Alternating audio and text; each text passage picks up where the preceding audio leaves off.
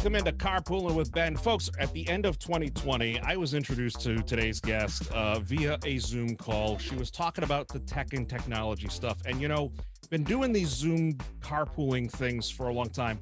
I would actually drive to where my guest is today, but thanks to COVID and the threat of a restraining order, we're not doing that. Ladies and gentlemen, tech expert, brilliant guru, event host. You've seen her on the Today Show, CBS Good Morning, ABC, everywhere. She's like MasterCard, everywhere you want to be. Ladies and gentlemen, now with her first EP, Katie Linendoll. Katie, it is great to see you. How are you? Oh, thank you. Thank you for that kind introduction. I appreciate it. I practiced it in the car. With your iconic voice, too, nonetheless. I do what I can. I do what I can. You have been keeping so busy. Of course, when we talked back in December, you had told us the story about assembling the Millennium Falcon. I gotta tell you, I built the Millennium Falcon with my family, which is the largest Lego of all time. It's over 7,000 pieces, and we're like... But I have a feeling that putting together your newest EP was similar to that. Maybe not as quick, but Jericho Battle Cry. This is awesome. This is a great launch for you. So tell me about it. Yeah, and you just reminded me of building the Millennium Falcon. Any Lego enthusiast, I'll just get like bonus points from anybody that loves Legos. But I have to hand it to my brother-in-law because I'm going to say he did a bulk of the work. It was like gray, and more gray. But I think it's still to date the most pieces. If I stand corrected, it's the most pieces in any Lego build to date. I believe that, yeah. Anyways, I digress. But yes, a perfect analogy, because putting together a music album and doing this in my first EP, I've worked in the media space for, I think close to 20 years now. I'm going to date myself. But this was just going into a whole other Narnia and experiencing and working humbly with some of the most amazing producers and musicians to bring this album. And on the EP, there's 4 tracks. I worked with 3 different producers, a number of different amazing instrumentalists and vocal producers, vocal compers. And I just have so much appreciation for what it takes to create a highly mixed and mastered track. It's amazing. And, you know, in the past, I've done musical projects, and we can chat about my musical background, but truly the appreciation to put something together at a high level and to have it radio ready, whole new respect. And you forgot the one key ingredient. You did this all during a pandemic. So, right. I mean, I have a number of friends who are musicians. They have been getting used to doing remote recordings, different ways of operating and stuff, which is totally, I think it's awesome that there were projects for them to work on, and people like yourself who were, you know, forging ahead to produce content during this time. But also, you know, they had to take a different approach perhaps and learn something a little different, or, you know, kind of stretch outside their comfort zone. Your comfort zone, however, I'm not sure has been defined, because you are literally a Swiss Army knife of talent. I mean, the tech expert, you're a film producer. You produce like these amazing projects. I've seen your reel on your website and everything. You have such a talent for both the obviously the musical, but also the visual and the technological arts. That's right. Yep. Tech arts. But you really do, and I don't say that just to blow smoke at you. It's truly a gift. It's truly something special. So what made you want to kind of foray into this kind of the music space and take on the EP side? Well, and thank you for saying that. You know, I think thank you to technology too, because if I wasn't such a nerd and had my tech background and the curiosity to really, to your point, dive in this last year and everything that was thrown at us and having to do everything remote. You know, in the past, I would go into a studio and I would sing into a microphone and I'd leave. It's great. You know, no problem. Now I was actually engineering my own sessions and working with musicians and producers remotely. So sometimes they would be on a delay listening to me sing. I would be doing my own tracks, running the microphone, running the software. It was intense. I'm not going to lie, but I feel like in much of what I do personally and professionally in my life, like there's always this character building. And when you're diving into the deep end, it's only going to be easier. Like to start in the hardest thing possible, it only gets easier there on out. So I'm grateful for the experience and grateful for the technology to have the resources in the last year and to be curious enough to want to pick it all up. But just this having so many technological angles, I think, just to bring that full circle, and to be one of the songs that we put down on the album, I sang and I did it on a scratch demo, but then I had a live band playing in Nashville over my vocals. So it was such as a crazy process, but I've always wanted to put out an album and put out musical, just highly produced songs. My dad was a drummer. It still is a drummer. He's amazing and much cooler than I am. Yes, you like that? Thank you, drummers. He's amazing and so good. I mean, I hopefully he was a Zildjian fan. Of course, that's one of the first Zildjian cymbals I ever cracked. Look at that! Yeah, I was noticing some of your setup. I'm like, oh, I have so many questions for you. Yes. Amazing. Yeah, you'd get along with him quite well. But I've grown up musically inclined in the appreciation for music and been around it my whole life. And then I started vocally training about 15 years ago, on and off, and then dabbling in guitar and music theory and piano. And I really always wanted to do this, but it wasn't until the last year with my work life and in the world of technology. We are on the road in 2018, for example, over 300 days in the year, shooting stories across the globe. And when everything really shut down, I was like, okay, silver lining. I'm never going to have this time virtually doing all my work now and doing everything remote. I'm going to take this time that I'm not in a plane and create an album that I've always wanted to do. And it was an incredible experience. And I hope it's something to keep in parallel, to keep going with my tech world. Well, I think the good news is a lot of musicians, a lot of artists, and everybody who's done this kind of a project before 2020 had the luxury of a studio space, whether it was one of the, massive sound stages in, LA or Nashville or wherever. And then they had to kind of adapt down to the mini studio, the little small, I'll do everything that I can. And, that whole thing. You've gone from the small little thing. So your next project, I mean, let's go full orchestra, 120 piece. Yeah. I mean, we'll get the whole thing. I will volunteer my services as a timpanist or an accordion player, whatever you need. Be careful what you say.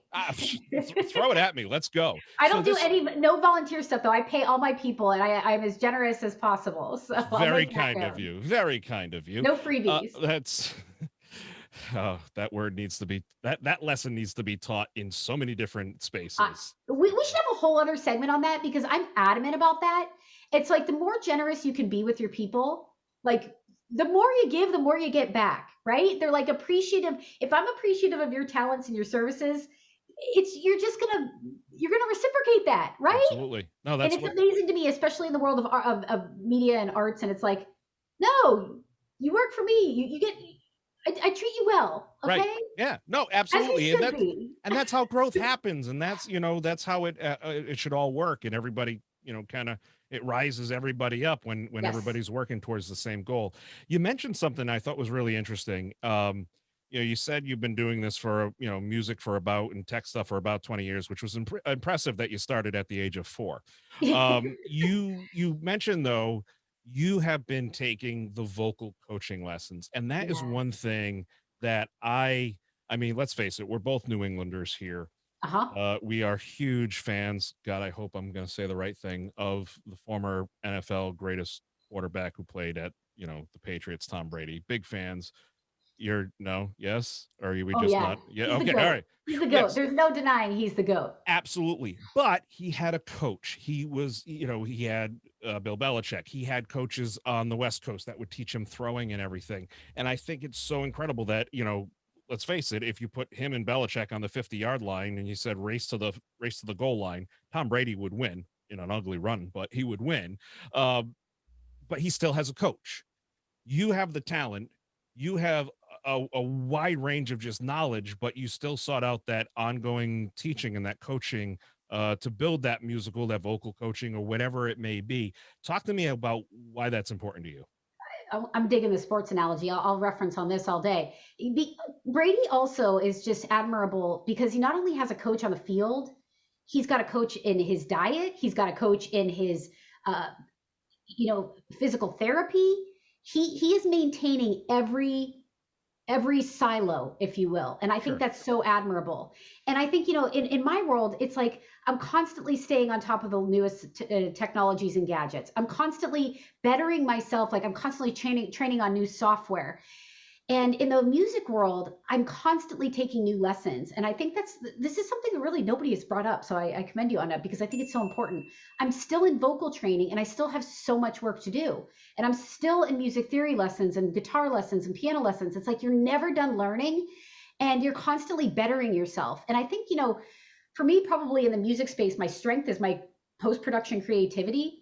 And you see areas where you can constantly be improving and it's necessary. And it doesn't matter your age or where you're at, you're never done.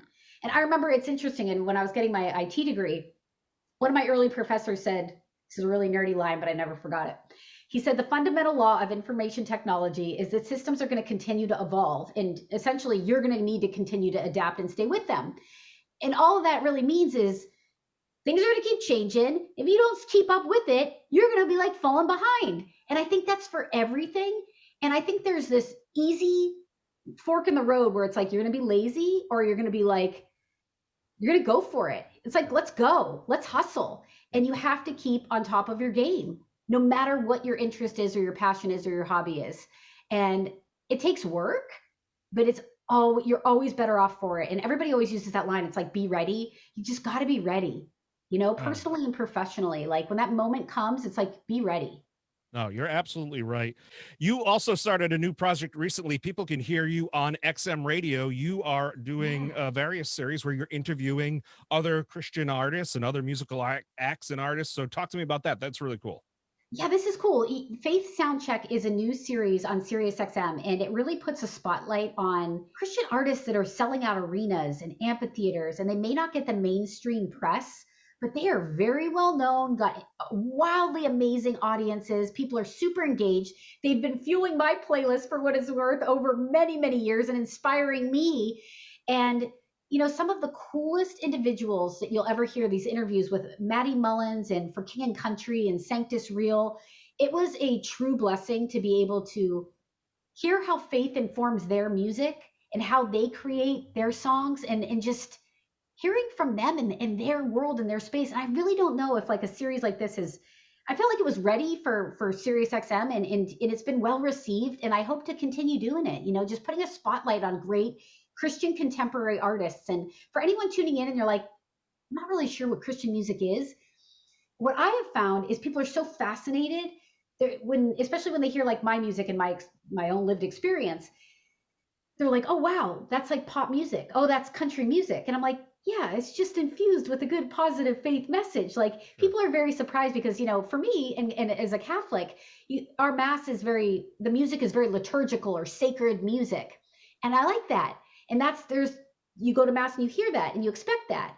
But Christian contemporary is really like pop and country and people are surprised when they hear it and they're like, oh, that's really cool. I can dig that. Like on their playlist, like they would be on any road trip. So it's been interesting to hear the feedback. I think you're absolutely right. At a time like this, to be able to give that feature and give that spotlight to those is wonderful. But this whole episode today of Carpooling has been about you, this new EP. Folks, go on Apple Music. Where else can you hear it, Katie? Yeah, Apple Music, Spotify, Amazon, anywhere you get your music.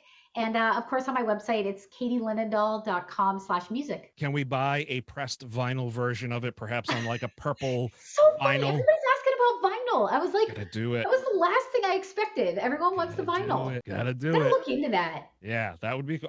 Cool piece. I would sign up. You do a limited run, sell it. That'd be pretty hip. So, folks, go follow her on all the socials. Go download, buy the record, buy the EP. Get out there and help support her, and then also go check out all the tech stuff. And if you have little girls in your life, this is an excellent role model to follow. Katie Linendoll right there. Katie, thank you so much for joining me today. We're going to be hanging out again soon. Trust me. You're the best. Wait, close me out with your iconic voice. Ladies and gentlemen, please welcome to the stage to perform her new EP, Jericho Battle Cry, Katie Linendoll. Hey. How much do I owe you for that? You don't owe me a thing. It'd be great.